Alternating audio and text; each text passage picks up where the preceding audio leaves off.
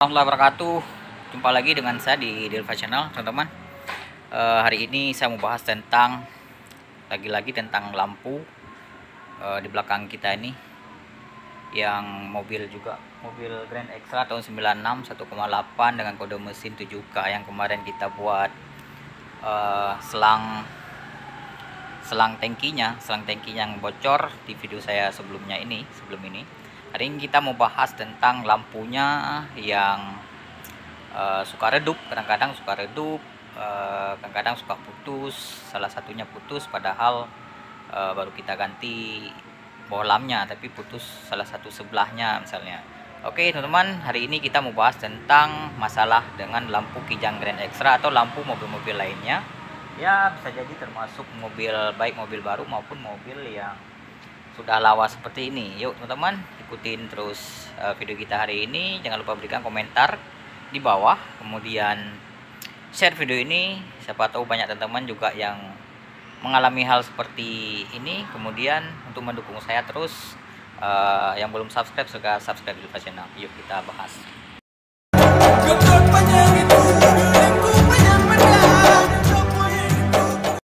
Penyebab lampu buram bisa jadi soketnya ini kotor, udah kotor. Bisa jadi kotor dengan debu, bisa jadi dia udah lama, udah kusam, udah terbakar ya, ada permasalahan di sini. Nah ini soket ini juga harus kita perhatikan teman-teman, harus kita perhatikan secara berkala, harus kita cek apa. Kalau tidak kotor bisa jadi dia sudah bekarat, bisa jadi dia sudah terbakar teman-teman, seperti kejadian kemarin mobil yang satu lagi ini terbakar ya. Kalau ini udah terbakar bisa jadi redup karena arusnya tidak sampai maksimal ke bohlamnya sehingga dia redup teman-teman. Yang ini udah diganti nih, ini soket bawaan, jadi harus segera diganti. Bagusnya ini yang model keramik juga ada, jadi ganti yang model keramik lebih tahan lama. Yang kedua, penyebab lampu buram relay. Nah relay seperti ini, kalau teman-teman pakai relay set seperti ini, bisa jadi relaynya sudah longgar atau relaynya sudah harus diganti. Nah jadi teman-teman harus juga kita ingat relay ini udah berapa tahun kita pakai.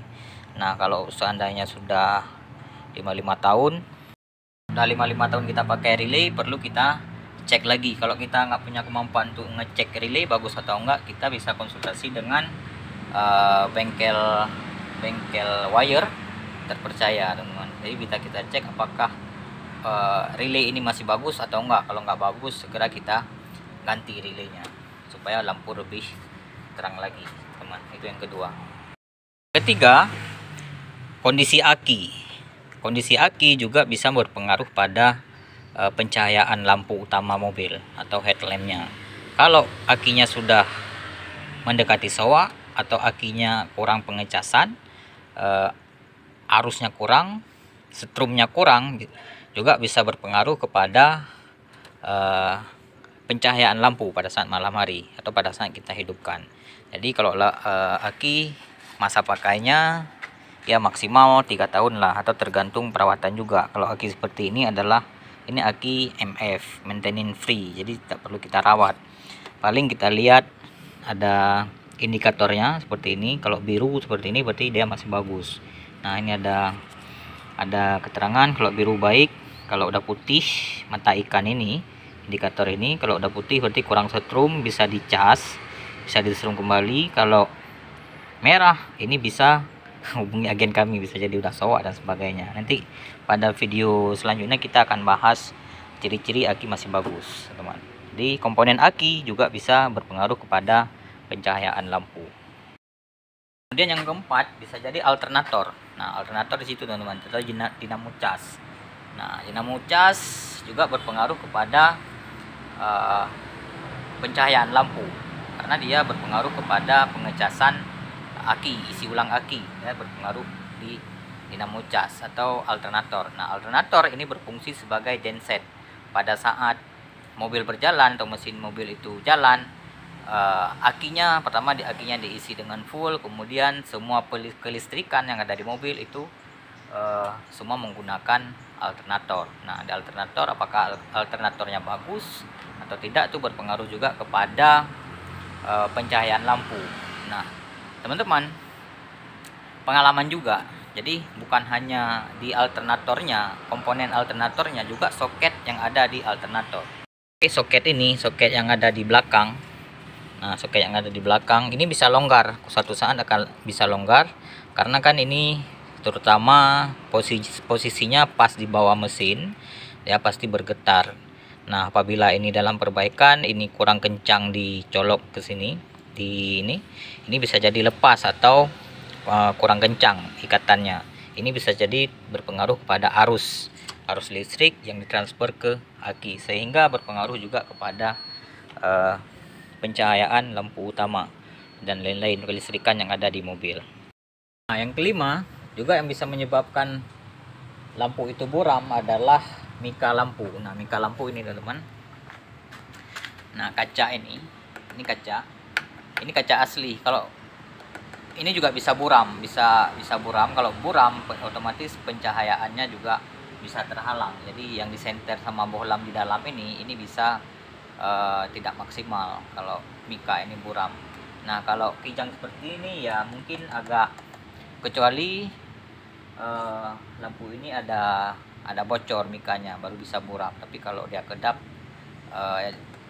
susah untuk buram. Tapi kalau mobil-mobil terbaru sekarang seperti Avanza dan lain-lain, mika ini sudah plastik, otomatis dia mungkin bisa tahan 5 tahun atau 8 tahun lah, 8 tahun paling lama, atau 5 tahun sudah buram teman-teman, karena mikanya plastik, kaca plastik.